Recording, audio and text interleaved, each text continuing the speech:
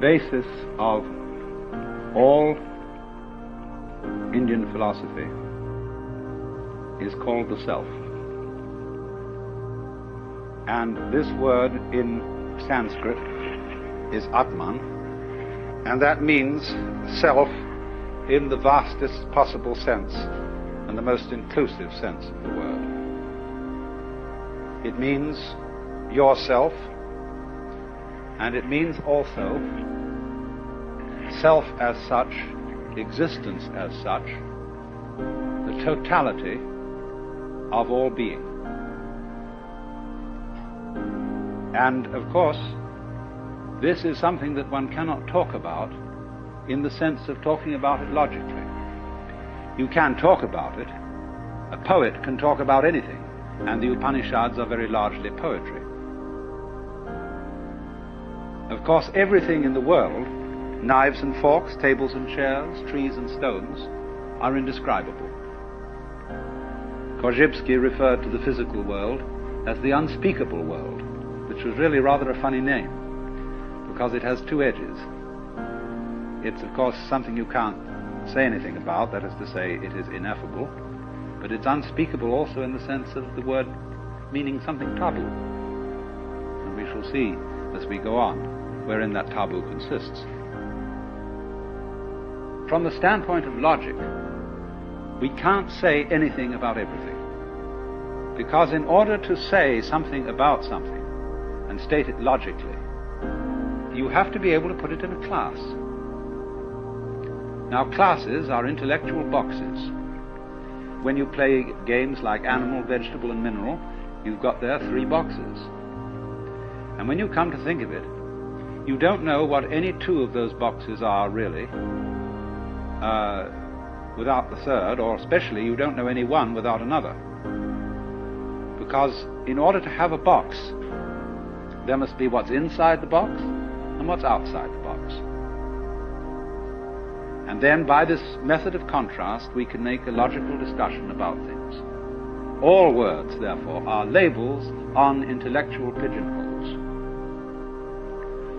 But then, when you come to something which is completely all-inclusive, when you come to the which than which there is no whicher, to what fundamentally is, then you are without a box, and you can't talk logically. Of course, you can distinguish is from is not, but only in a very limited way, as I can say, I have a pen in my left hand, I do not have a pen in my right hand. And by this, and from this, we abstract the idea of to be and not to be, is and isn't. But when we consider being with a capital B, this includes not only such ises as celestial bodies, but also such isn'ts as the space that encompasses them. And these two go together, as we shall see in more detail as the time goes on. But now, a perfectly logical person would therefore say that the notion of the self, the Atman, as the fundamental reality in which everything else exists, is meaningless. And of course, from a logical point of view, it is. We won't deny that to those critics who call themselves logical positivists. But at the same time, just because something cannot be put into a logical category does not indicate that it isn't real. The self, you see, bears somewhat the same relationship to the world as the diaphragm of the speaker in this radio bears to the music you've just been hearing. None of the music was about the diaphragm, and nobody said anything about there being a diaphragm. The diaphragm as such didn't come into the picture, and yet it was everything in the picture. All those different noises were vibrations of this thin film of metal.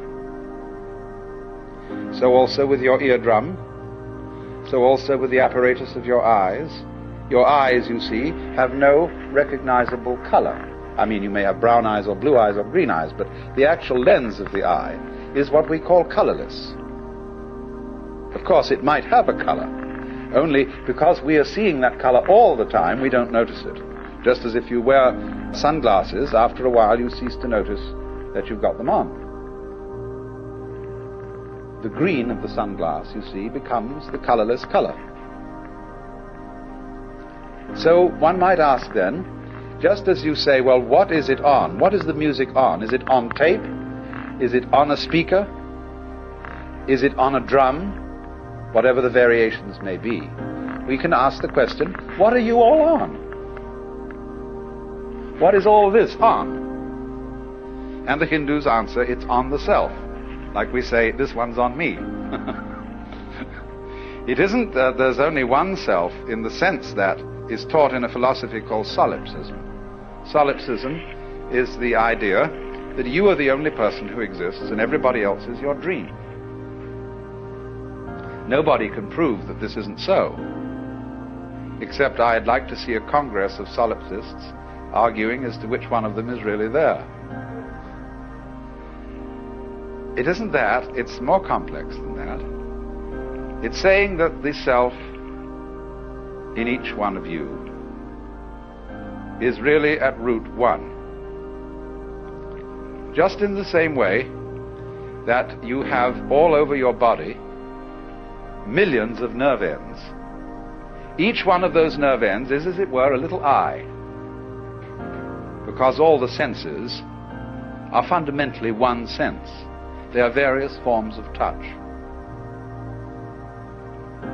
And the most delicate of the forms of touch is, of course, the human eye. Then the ear, and so on down the list of the senses. Now imagine then every little nerve end is a little eye. And it gets its impression of the world, but it sends it all back into the central brain. Well, in a somewhat similar way, every person, every animal, every what the Hindus call sentient being, and even rocks are regarded as sentient beings in a very, very primitive form. Because when you say, take a piece of wood, which is supposed to be dead, or let's just take a real rock, and I go, that is the rock's response. And that indicates the rock's vibration, and that is a very, very primitive form of consciousness. The rock goes jangle all the way through and produces this noise. And that's its consciousness, right down to the lowest. So all those forms that we see may be looked upon as the eyes that look out of one central self. Only, of course, in the body, in the human body, we can see the connections between the nerve ends and the brain. It's much more difficult to see the connection between one individual and another. If they're married, that's a little bit closer. But just all us human beings rattling around, we're not even rooted to the ground like trees. And therefore it's very easy for us to form the impression that I am only what is inside my bag of skin. And that my ego, myself, is a different self from yourself. And we're all, therefore, fundamentally disconnected. Now that, of course, is a superstition. It is an idea brought into us by our upbringing and by our various cultures.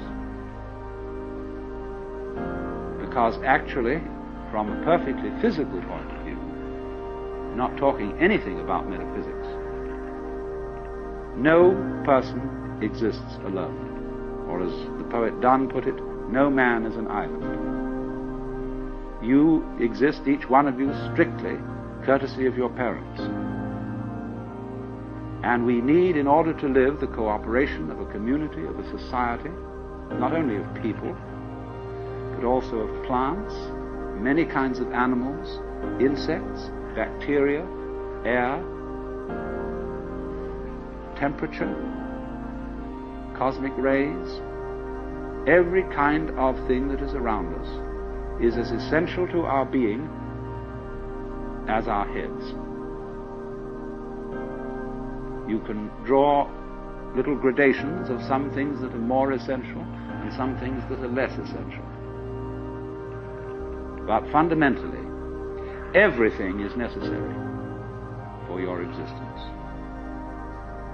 And so your apparent disconnection, the fact that you are not tied to other people with umbilical cords or some kind of wiring that gives you one mind.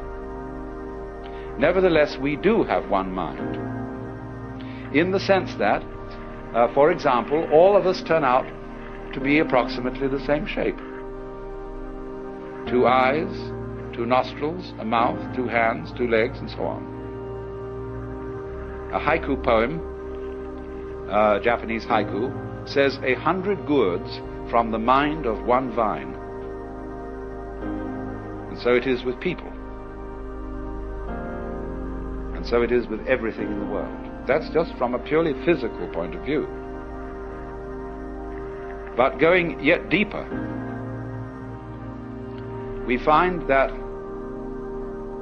it's somehow a necessity of thought that there be some sort of a something which is the common ground of all these universes, all these galaxies. And that ground is the self, as Hindus understand it, the Atman. Now that's quite a startling point of view, because what it's saying is, you see, that you are basically the works.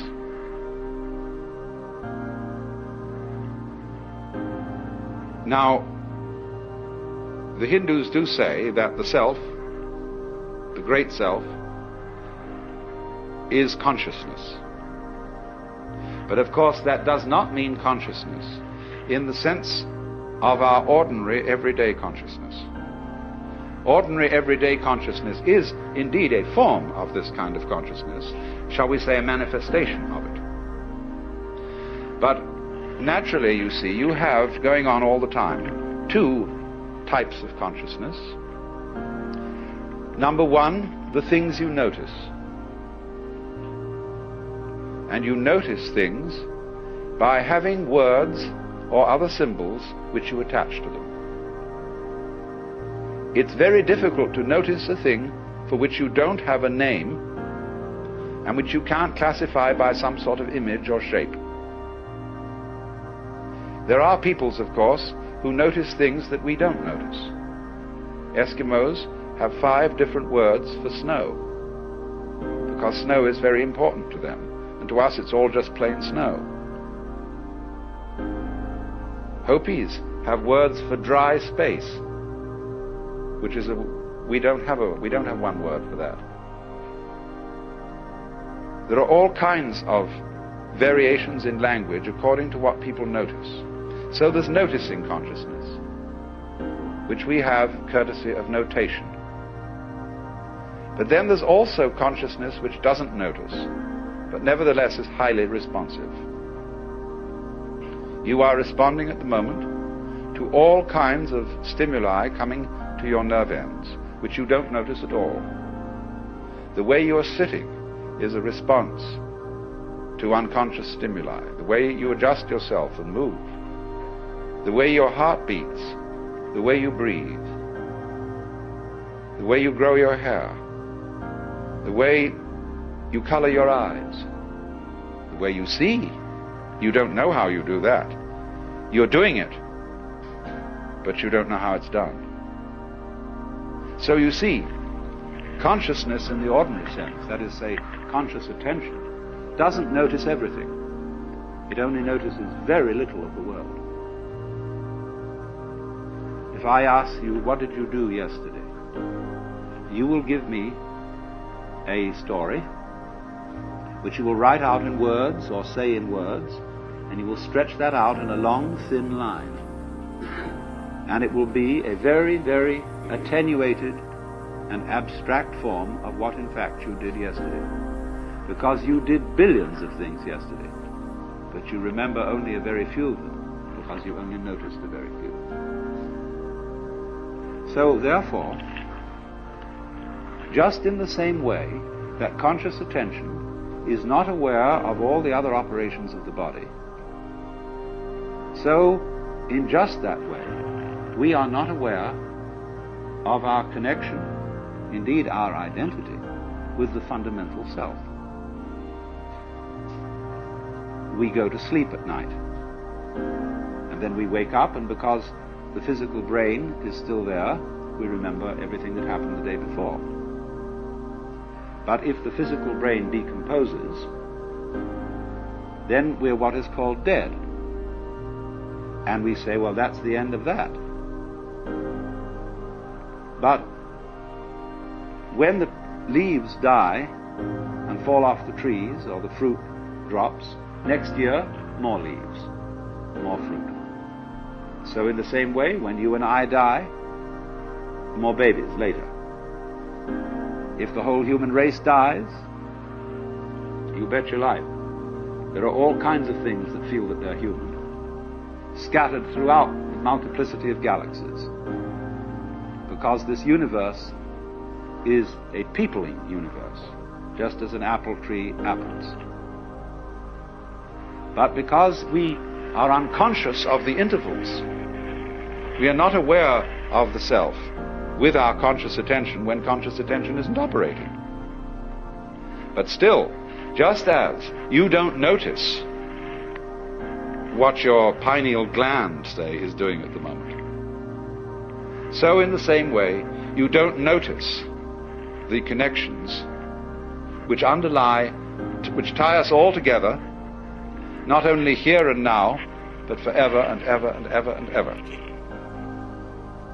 The difficulty and the basic reason why we don't notice the self is that the self doesn't need to look at itself. A knife doesn't need to cut itself. Fire doesn't need to burn itself. Water doesn't need to quench itself. And a light doesn't need to shine on itself. So, this is the fundamental problem of having some sort of awareness of the self. Nevertheless, it is the whole contention of Indian philosophy, especially what we call Vedanta, that it is possible, in a certain way, to become aware of oneself in this deepest sense, to know that you are the totality. And this experience is the real substance of Indian philosophy as a whole, both Hindu and Buddhist. It is called moksha, which roughly means liberation. Liberation from the hallucination that you are just poor little me. To wake up from that kind of hypnosis and discover that you are simply something, your organism, your physical body, your conscious attention, which is your ego, that you are something being done by this vast, indescribable self, which is out of time, which has no beginning, no end, neither continues nor discontinues. It's beyond all categorization whatsoever. And so the Upanishads say, all we can say of it positively is the negative. Neti, neti, it is not this, it is not that. Anything, therefore, you can formulate, imagine, picture, will not be the self. So when you are trying to know the self, you have to get rid of every idea in your head. It doesn't mean, as some people seem to think, that you have to get rid of every sense impression. It isn't as if you had to go into a catatonic state of total absorption. Of course, that can be done. But the full moksha, the full liberation, is when you come back out of absorption and see this everyday world just as it looks now, but see as clearly can be that it is all the self.